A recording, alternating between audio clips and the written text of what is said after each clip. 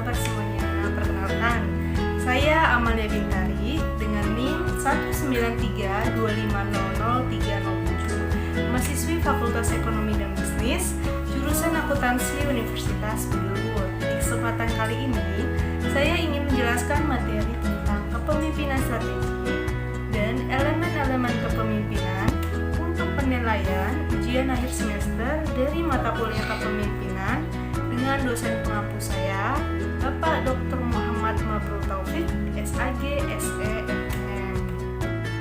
Dan di sini juga saya akan memperkenalkan teman saya, yaitu Saudari Nuy, yang akan nantinya menemani saya dalam melakukan wawancara. Sebelum itu saya akan menjelaskan materinya terlebih dahulu. Untuk materi pertama ada kepemimpinan strategi.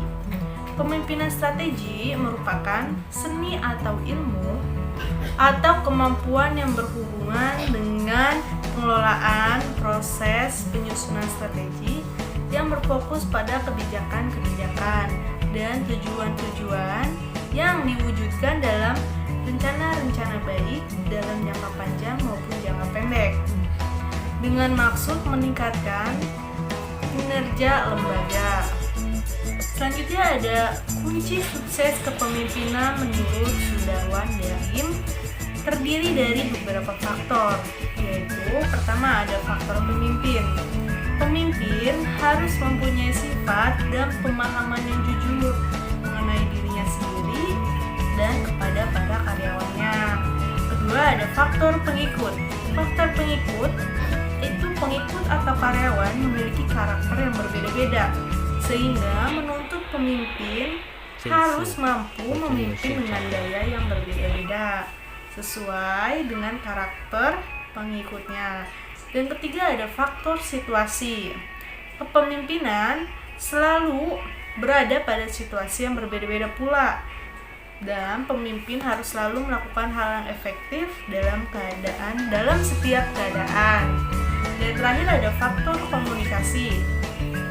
Pemimpin yang baik adalah seorang komunikator yang handal. Sebagian besar waktu dalam memimpin dihabiskan adalah kegiatan komunikasi secara dua arah, baik internal maupun eksternal, dan komunikasi dapat secara verbal maupun tidak nonverbal.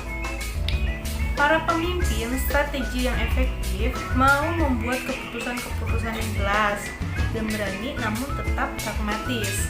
Keputusan-keputusan yang mungkin sulit tetapi diperlakukan untuk mengatasi kondisi internal maupun eksternal yang mereka hadapi. Dan tanggung jawab utama dari seorang pemimpin strategis yang efektif itu terletak di bagian puncak, khususnya CEO. Dan kepemimpinan strategi lainnya adalah ada anggota dewan direktur, tim manajemen tingkat atas, dan para general manager divisi. Lepas dari tanggung jawab dan fungsi, para pemimpin strategis memiliki tanggung jawab pengambilan keputusan yang tidak dapat didelegasikan. Nah, saya ingin bertanya kepada Nuy, apakah ada yang ingin ditanyakan untuk materi ini? Bagaimana sih gambaran karakteristik seorang pemimpin yang berhati hangat? Baik, jadi gambarnya itu seperti sifat pemimpin yang ramah dan hangat, mudah mendapat dukungan sosial dan lebih mampu memediasi urusan apapun. Pemimpin yang ramah dan hangat lebih mudah menginspirasi dan memotivasi pengikutnya. Jadi dia selalu ahli dan dalam menyatu dengan semua pengikutnya dan tidak memiliki jarak hati. Pemimpin seperti itu yang sangat didamkan oleh karyawannya ya? Ya, benar banget. Dan apakah ada yang ingin ditanyakan lagi? Sudah cukup itu saja. Oke, saya lanjut untuk materi selanjutnya ya. Silakan. Dan materi selanjutnya itu kita akan bahas tentang elemen-elemen kepemimpinan.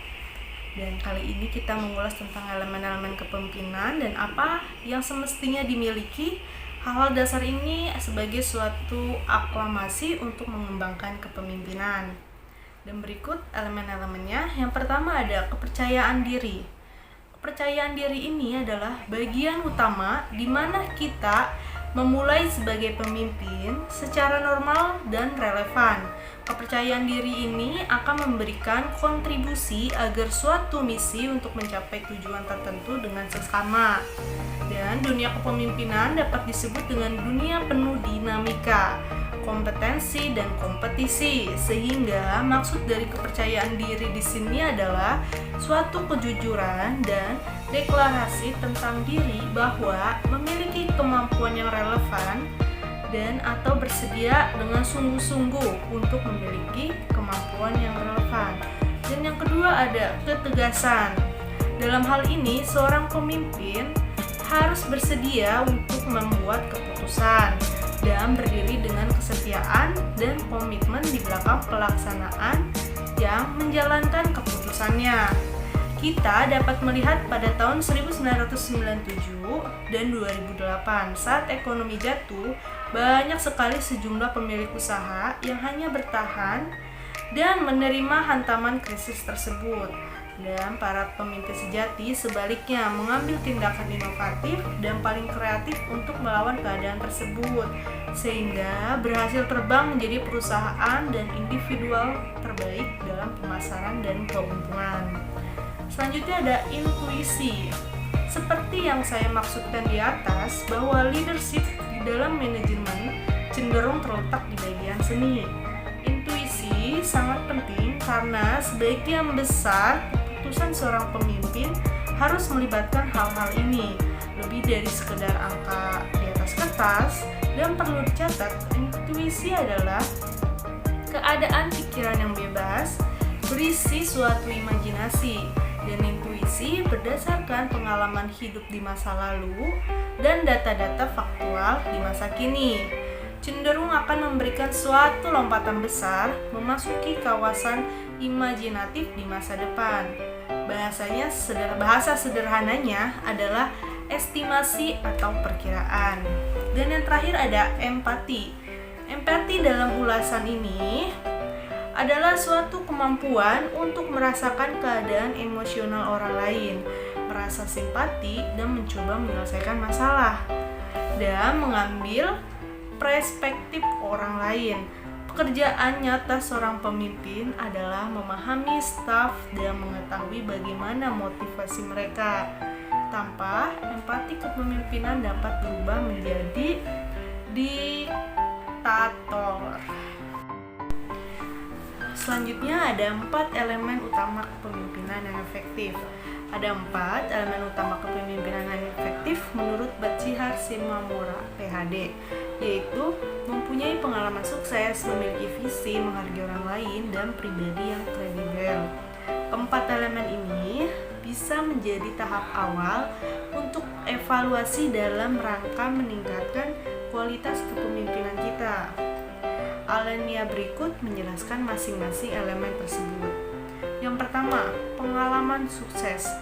Orang akan lebih yakin dipimpin oleh pemimpin yang berpengalaman sukses. Ini cukup beralasan, walaupun tidak selamanya pemimpin yang sukses akan selalu memimpin, karena pemimpin adalah proses pembelajaran yang membutuhkan waktu dan pengalaman untuk semakin baik. Dan yang kedua ada memiliki visi. Pemimpin efektif harus mempunyai visi. Visi akan menuntun arah organisasi. Visi yang efektif haruslah berdasarkan data dan informasi. Dan ketiga ada menghargai orang lain. Pemimpin yang efektif harus menghargai orang lain, dan setiap orang ataupun siapapun dia, yang pasti ingin dihargai oleh atasannya. Dan yang terakhir ada kredibel. Para pemimpin yang efektif selalu komit dengan apa yang dikatakannya.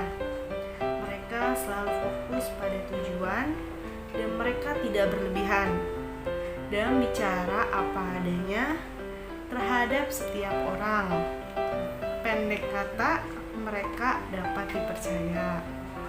Baik, untuk materi yang saya paparkan kali ini hanya cukup sampai di sini, dan untuk Nui, terima kasih sudah meluangkan waktunya dan mohon maaf jika ada kesalahan dalam segala hal.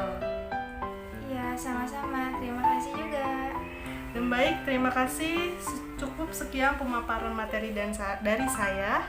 Kurang lebihnya mohon maaf. Wassalamualaikum warahmatullahi wabarakatuh. Salam budi luhur.